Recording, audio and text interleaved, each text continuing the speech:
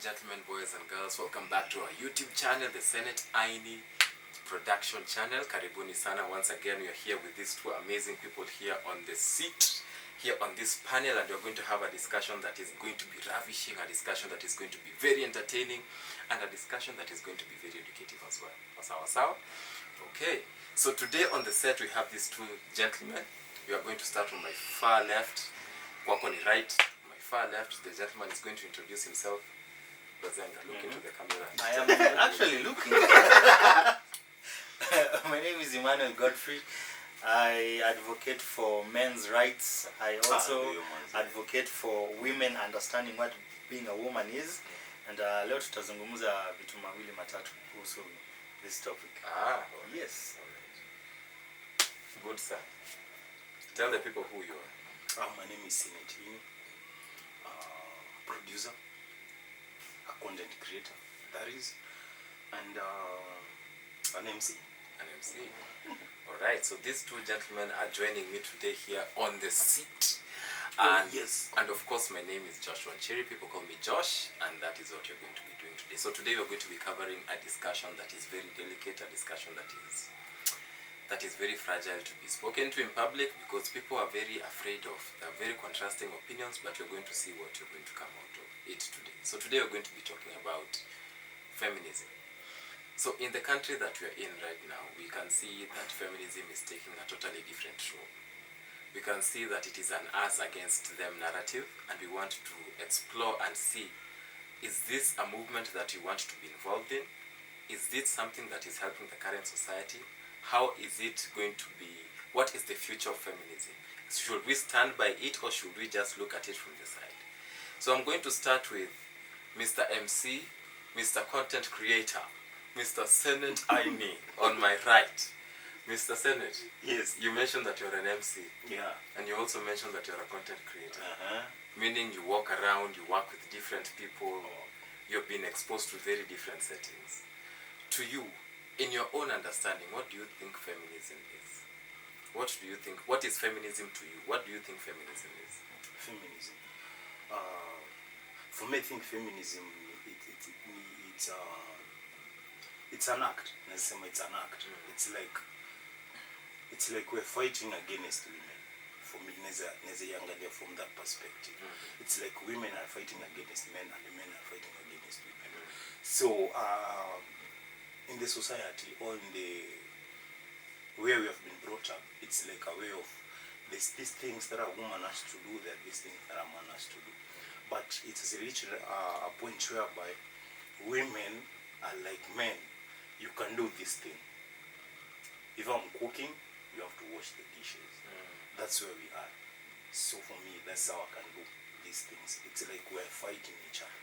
So it is basically what you think it is the men fighting the women. Yeah, exactly. So okay. So is that what you think, or is that what actually is happening on the ground? It's what's happening. And for me, that's what I think that is. Okay. Mr. Emmanuel Godfrey, what do you think? What is feminism to you? What do you think feminism is? Well, the definition of feminism has evolved. So let's talk about now, since tunaishi in the now. Feminism right now in Kenya, it's about women proving to us that they can be men, or they can do things that men do, but specific things, si kila kitu. Yeah. It's a war where women look at men as the enemy. Of course, the original version of feminism, sio kile tunaona sahi. Yes. But what we are seeing right now, it's this gender has a problem with that gender, and wanatumia feminism, or well, they're calling it that, but since hakuna kitu kingine watatumia to propagate a certain narrative that wamefinyiliwa. You see, women these days say they are oppressed. Now, if you look at the word oppression, it means there are two people involved. One is a master, one is a slave. Yeah. So does it mean men are masters and women are slaves? For you to call yourself oppressed, and for you to use feminism as a blanket to do whatever it is you want to do against men, ama kuna another agenda. On a feminism say it's a war between women and men. Actually, women having a problem with men. Yeah, exactly, Yeah. exactly. Okay. That is what feminism is right now. That is what it is right Yes, now. yes. Okay. So we have talked about what feminism means right now in the current society, Yes. and you basically outlined that it is an us versus them narrative. Yes. It is the men fighting against the women, and the But women us. fighting against the men, Yes. in the light that the men are the enemy, and the women are the oppressed beings, based on what we are currently seeing. We have seen what is on the ground. Now let us talk about what it is supposed to be. That is what is happening. Now what is feminism supposed to be like? Because now we have a distraught view. We are saying that feminism has been changed from what it was supposed to be. So how is it supposed to be like? If we were to live in a world whereby feminism was a culture that people wanted to plug into, how would it be like? How would the society look like? It will look like how it was back in the days. When I say back in the days, I mean kitu 70, 80 years ago. One thing Africans need to understand, all these cultural shifts zilitoka US and Europe. Back in the days in the US, feminism actually comes from the family falling apart. Vile tulienda world sio sisi. Hao vile walienda sisi hatukuwa hapo. Vile walienda World War II, a lot of women were left home. Remember, most of the time, at that time, most families had men and women. Kuna baba, kuna mama, kuna watoto. So when the men went to war, women were left behind. Women were taken to work in the factories in the US. So when men came back, they found women working. Remember, they were not working before. So sasa mwanamke mwanapata hii pesa kidogo, na well, at that time haikuwa kidogo because it could sustain the family. No. So anaona, this guy is, the man comes home to find his position taken by his own wife. So kuna hiyo mkwaruzano where I'm the one supposed to provide, but now you are providing.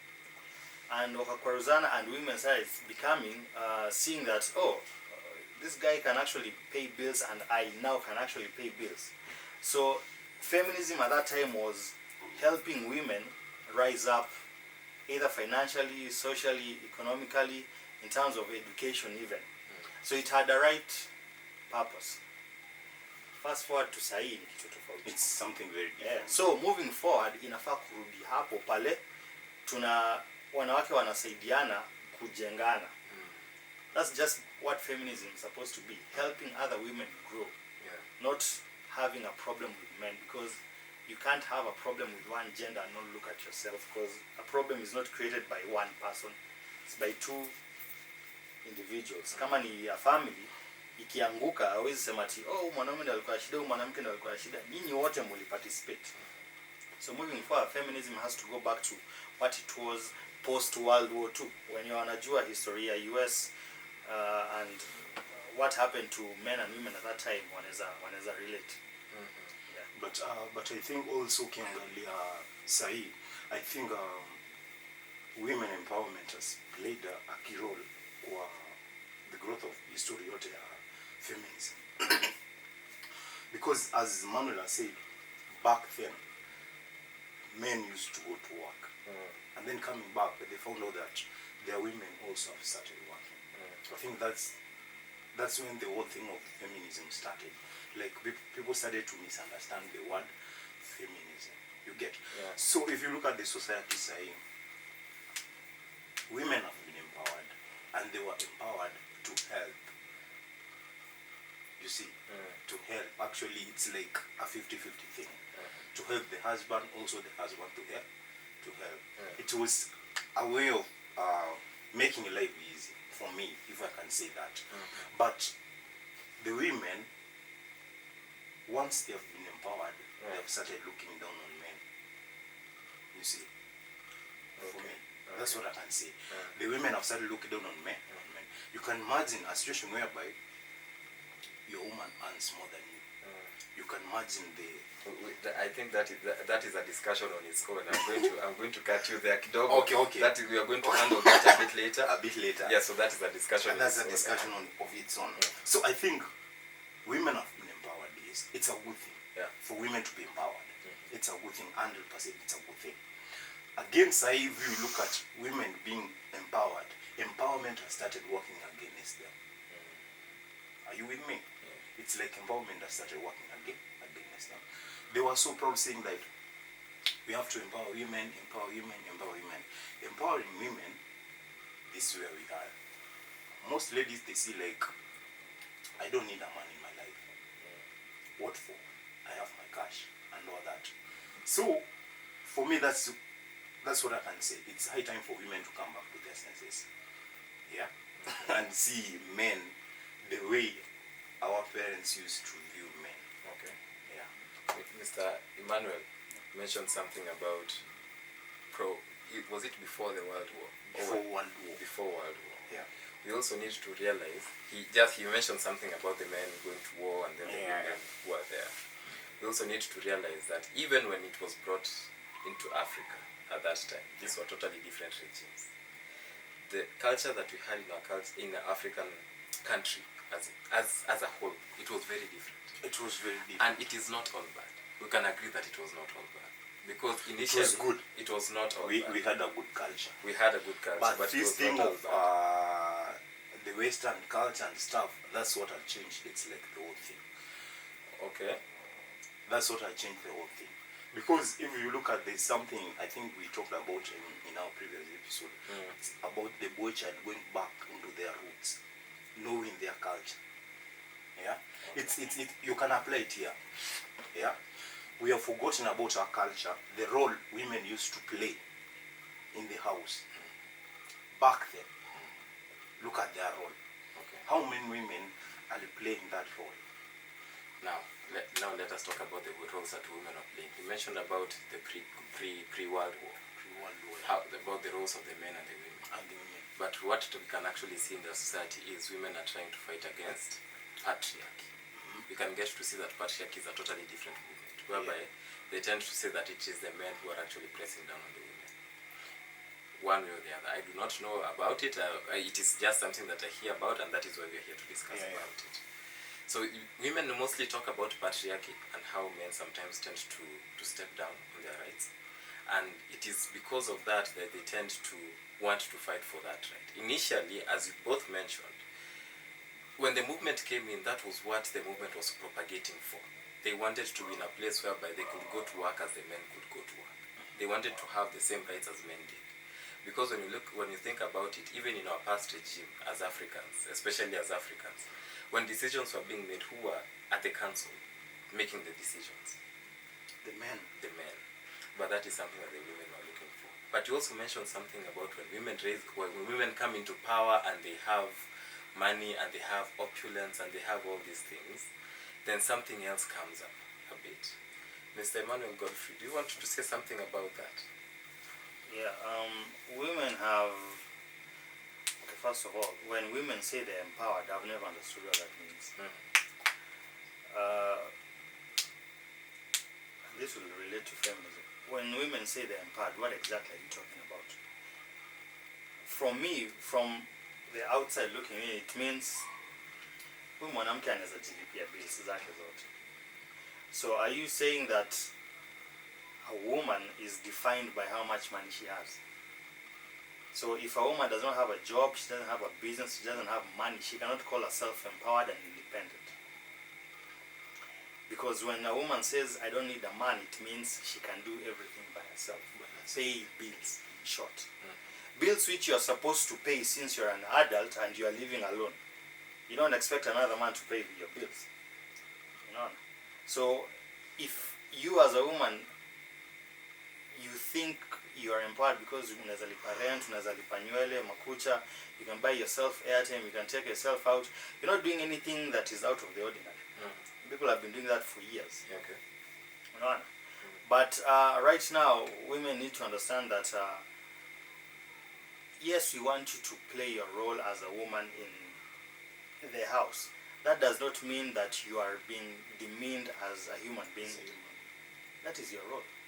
The same way you will look at me and say, yeah, you want me to play my role as a man, either in the house or in the family and in society. That does not mean that being a man inaishia hapo. being a woman aishi kwa nyumba ati you can cook, you can clean, you can go out there and be a CEO of a company. That's fine. But don't come back to the house and become a boss in your house. It's not going to work. In the way the world was built, the way we have been, not even been raised, the way things are being naturally, the man is the one who leads. The woman is the one who supports the leader. She doesn't just follow, she supports the leader. Now let me ask you something. You talked about the women leading, and the women they're supposed to be supporting the man or something of the sort. Do you think the current men in this society are empowered enough to handle empowered women, whatever that means? Do you think they are empowered enough to have such women in their lives? Men, we've been traditional since day one. We are the ones who guide the family moving forward, because everything starts with the family. If it's in the family, we are the ones who are paying the bills, we are the ones who are directing the family vile tutaenda. Tukitoka huku nje, of course we have to compete for superiority in terms of, yes, I will meet another man and he will not look at me just as another ordinary man, he will look at me as a competitor. So lazima tujikaze, tujinue sisi wote. Again, again, for me, if I can add on what you have said, that's where I can say, if you have maybe your woman earns more than you, sometimes unajua, as a man, you have to apply wisdom for you to lead this woman. But if you can just stand and say, like, you know what, I'm the man of this as man, you go wrong. But wisdom, and wisdom, it's not something like you have to go to school. It's a godly given thing. Which goes back to initially what we were talking about. Do you think, because when you go to empower, let us talk about, we are talking about women empowerment. When you look at women, number one, in most learning forums, it is the women who are there. When you look at, let's say, churches, my good friend here is not a friend of churches. One bit. Yena kanisa. When you look at churches, it is women. Most women are in churches. When you look at women, when you go to forums whereby it entails building either a skill or learning something new, it is mostly the women who are having a larger part in it. And that is why I was asking, where are the men in most of these forums? Because you tend to find, even in the current killings that are happening, even in the current things that are being propagated in the society, it is mostly a man who is either insecure or something of the sort. And that is why I was asking, do you think the current men in this society are not empowered enough to handle strong women per se? That's where the difference comes in. Do you think they are able to handle it? Because he mentioned that the men are supposed to be the leaders. Yeah, exactly. Now you as the man, you as Senate, do you think you have been empowered enough, or even if the society has not empowered you, do you think you have taken the initiative to empower yourself enough so that you can handle a strong woman? Okay, for me, I can say, like, I've taken the initiative of empowering myself so can be able to handle a woman who is maybe who earns more than me. It may not be it might not be monetary per se, but a strong woman in whatever aspect, whether she is strong-willed. You know one thing with handling these women, sometimes it's creating that bond between her and that woman. Creating that personal relationship with this woman. You get me? Once you have that relation with this woman, it's not an ordinary relationship. Talking to her, knowing who she is, where she comes from, her goals in life, her vision, then for me to be with her, then most probably I want to be part of her development, and she wants to be part of my development. So go people take insecure at any point. You don't feel why should I have to be insecure with this woman? One thing you have to be sure, you have to be there for her. One, that's number one. Are you ready to be part of her development? Another question is she ready to be part of your development? If she wants to be part of your development, then it's okay, you guys, you are good to go. But then if you ask and then she's like, she's not interested, it's like it's about her job and whatever she wants to do, that is it. She doesn't want to know anything about you. Then boss, it's time for you to just to move and leave this woman. Okay. Yeah. Chief, do you think the current men in this society are not empowered enough to handle strong women? What do you think? Men are intimidated by women who have, let me say, wameendelea kimaisha kuwaliko. I will not use the word strong because that means before you became strong you are weak. Yeah. No. But men are afraid of women who have excelled in life in areas where they think they should have excelled themselves as men. Very true. And the reason why men can't handle such women is because before. Yeah. They don't know what being a man is. Yeah, exactly. They were never taught these things. They never taught themselves. They never hawakukuwa na ile kitu inaitwa self-awareness. Personally, I've dealt with women who are far much more than I have. When it comes to what women want, majority are the same. And women want the same things. They want love, they want attention, they want leadership, they want providence, they want someone to tell them, I love. Unajua kwa Bible inasema, okay, me I don't go to church, but Sema tu yenye kwa Bible inasema a man is supposed to have 3 P's. You need provide, profess, and protect. So women will only focus on the providence part. Men are supposed to provide, but what are they providing? Leadership, obviously, financial aid. They are providing a safe environment to raise a family. Because when you bring a woman to your house, she's supposed to see this is a place or anakana tunaweza jenga naye maisha. So wanaume wameshindwa kufanya hizo vitu because probably they were not told those things. They didn't teach themselves. And now women are fighting back because women are like children without parents. It is our job as men to take care of these people. That's why we call tunaitanga madem baby. That's why madem they're like our children. That's why madem wanatutanga daddy. Unafikiri tutevo juu ya nini? Si juu. Mnacheka nini? It's not because of what people actually think. No. It's not because of what people talk about maybe in the bedroom, but simply because wanaona kama sisi ndio. See, a woman leaves her father's house and comes to your house. So you are indirectly like a father. So ukiwa na mwanamke huku nje ame turn out into the feminist wenye tunaona sahi is because that something went wrong. Na kuna mwanaume alikuwa involved. Majority of our feminists wa sahi, they are angry, they are bitter. And if you look at the root cause, it's because many of them were not raised in 2-parent households, walikuwa na mother peke yake. Many of them ended up with the wrong men in society. Walipata mwanaume mwenye aliwadanganya hivi na hivi, mbaya akapata mtu huyu msaka akamtoka. Sasa mwanamke kama huyo amepitia those bad experiences. Of course atasema wanaume ni wabaya. Of course atakuwa na shida na wanaume. Yeah. That is why unaona sahi anything that affects a woman, these feminists will come first. Watakuwa attack simply because wanaona mimi nilikuwa kwa situation sitaki demu mwingine apitie na wanaona anakuangalia like the enemy. They're not looking at you as anything else. You are the enemy. And I've had talks with women about this and they are so emotional about it because obviously they can't tell you. You know, your feminists wana portray a certain character of they are strong, but deep down you msee analalanga akilia. Okay. So this current crop of feminists, they are just ni watu wako damaged and broken, and the only people who can fix them apart from themselves is women. Us men. Women. So what you're saying what you're trying to say is that women we have a role to play, a very big one, on changing the lives of these women. Yes. But the question is, are they ready? That's why in the previous episode I talked about focusing on the most important people in your life.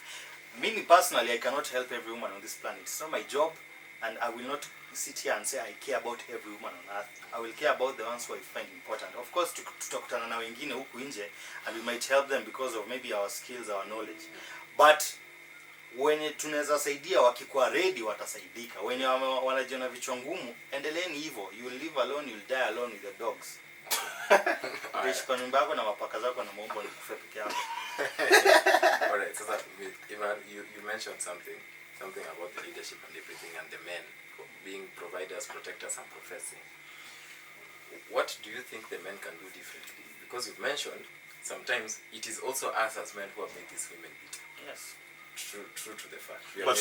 But you know, sometimes as a man, Go ahead. Go. but you know, sometimes as a man, men it's like they were created naturally, like to hunt for women. And that is why, which goes back to my question. Yeah, that's where I'm going. We were created. I didn't finish my question. Oh, okay. Okay, man.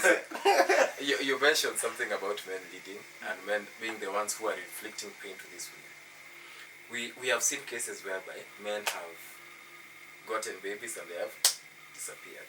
We've also seen cases whereby men get married, they have a family, and then they disappear. Or even if they are present, they are not fully present, and it is the woman who takes up the whole responsibility of raising children. Because as you mentioned earlier, you both mentioned earlier, that the problem in its own can never be caused by one party. It takes two to tangle, it takes two hands to clap. It will always take two people to make something happen. What do you think the men can do differently? You might not have had that father figure, or someone who took you on that direction and placed you in this path and told you this is how you're supposed to behave.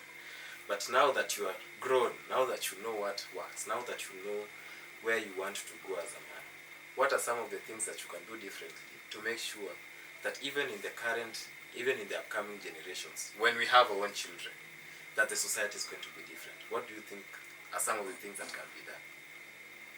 Number one, as a man, understand what being a woman means to the women. Understand how to take care of women. Understand you talk a love language. When I say love, I don't mean that you just romantically, but just understand women are born to be nurtured. You have to okupembelezwa. This is something I've had a problem with. This jukupembeleza made. Okay, sikuwa najua.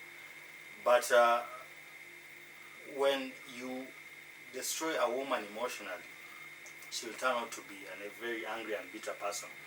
Yes, atakimbia kwa hiyo umbrella ya feminism, but ukimtoa tu peke yake umkalishe hivi chini, atakwambia nilifika hapa because of A, B, C and D. And in those reasons utaona kuna mwanaume involved. So wewe kama mwanaume, understand what it means for a woman to be a woman. Understand how to take care of women. When I say take care, I mean take care of them emotionally. When it comes to financially, again, focus on the important women in your life, not everyone. Where's the Father Christmas? Ukituma 2K urgently kwa mademo. No, the important ones. And then also, women need to understand what being women means. You cannot compete with nature. You cannot argue with nature. We were the ones who are born to lead. We built this world. We, as the men, we built this world. Everything you're using as a woman, we are the ones who built it. The house you're staying, sindo tulijenga. The makeup you're using, sindo tulijenga. The cars you're driving, the money you make, we are the ones who did everything to make this world the way it is. But us being leaders does not mean you're oppressed. Work a damn, you're oppressed. It simply means us, we've taken our role as the leaders of the society. You come in as the support system. I will not say come in as the follower. I will not say come in as the help, because kuna wengine wenu mko na shida na the word submission and offering assistance. But be the support system. If people just understood what their roles were, this is what being a man is, you know what being a woman means. I think clash. But women of today who are hiding under feminism, they're just toxic people. Angalia mademoto who piga kelele on social media.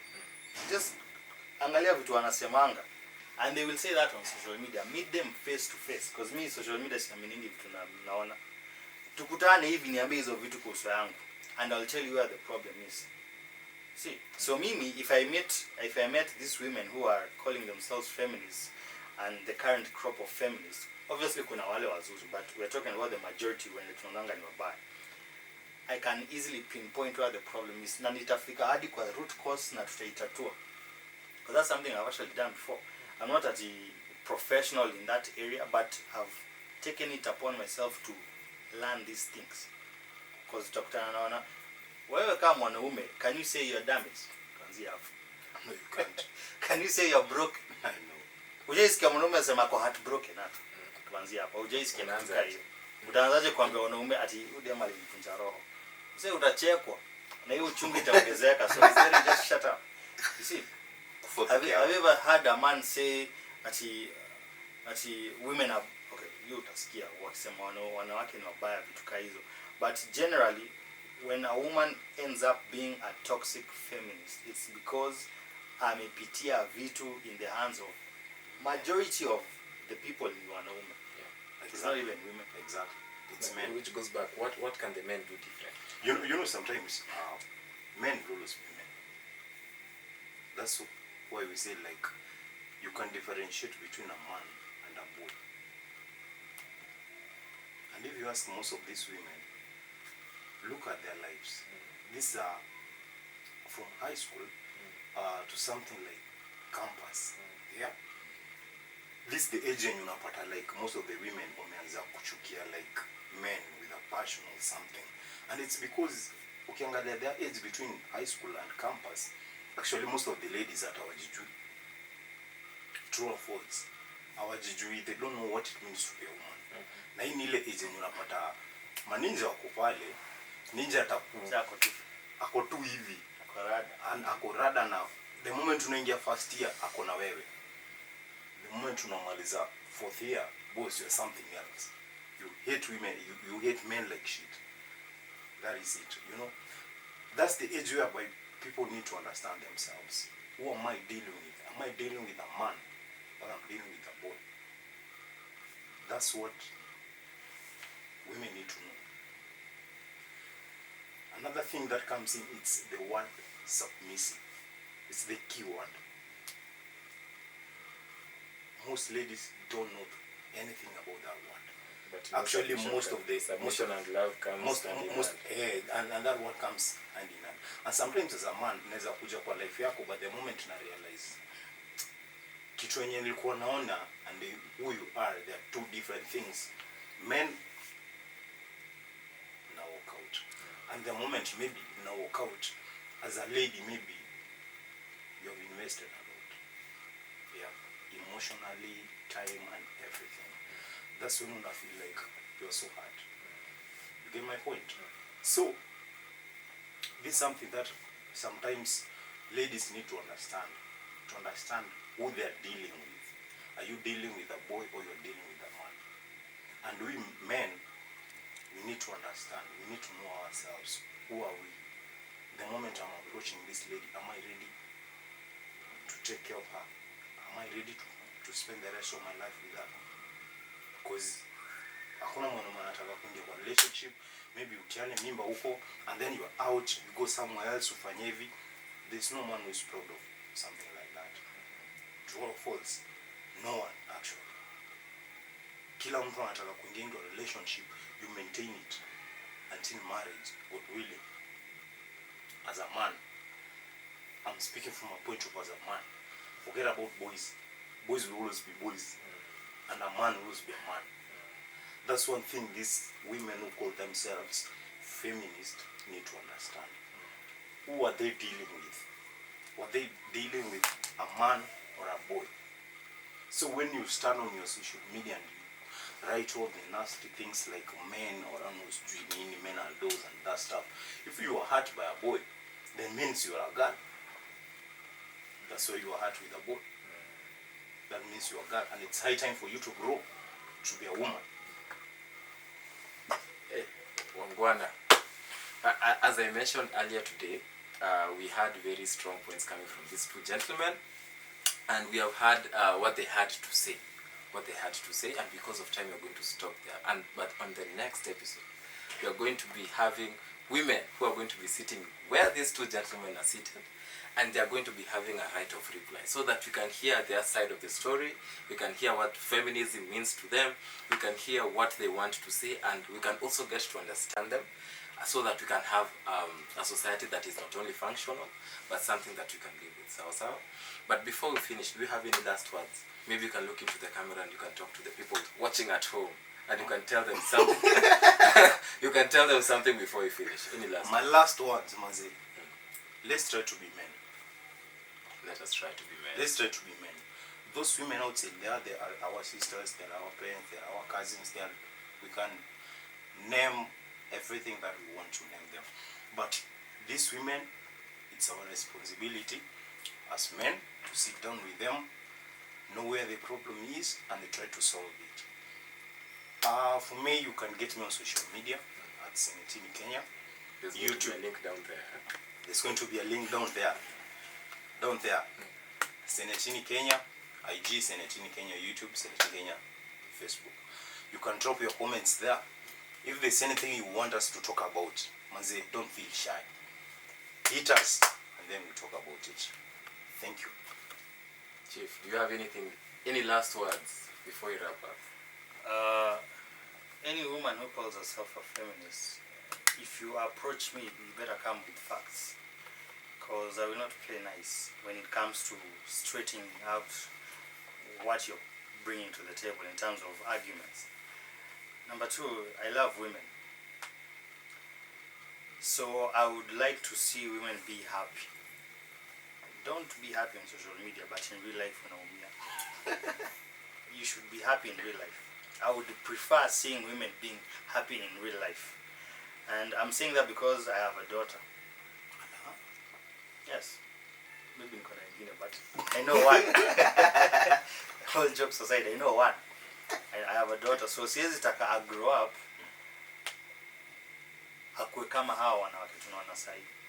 She has to become a better person all around, and that requires me as a man to kumold into that woman that will ile sipata kutana na mwanaume alisa mwanaume atasema aliangukia, kwa siku hizi wanaume ukipata dem unajishikanga unasema nikifikaje hapa, and we don't want that.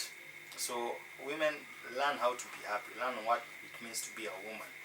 If you made mistakes in the past, yes, those are mistakes, but moving forward, don't make the same mistakes, because as I said earlier on, utakufa peke yako. You need to understand how men think as well. You need to understand what kind of people you're dealing with. Vile Senator amesema, unadeal na kijana ama unadeal na mwanaume anajijua na anajua what being, anajua wanawake, in short. So yeah, if we follow these simple rules, our lives will be very happy. But if we complicate it with kila mtu anakuja na kifua, haya endeleeni kupigana social media. Aya, ladies and gentlemen, that's it. My name is not Moi, but that is Ara. Sawa sawa. So here we are done with today's episode. Be sure to hit the subscribe button, hit the notification button as well, and we will see you on the next episode. Peace.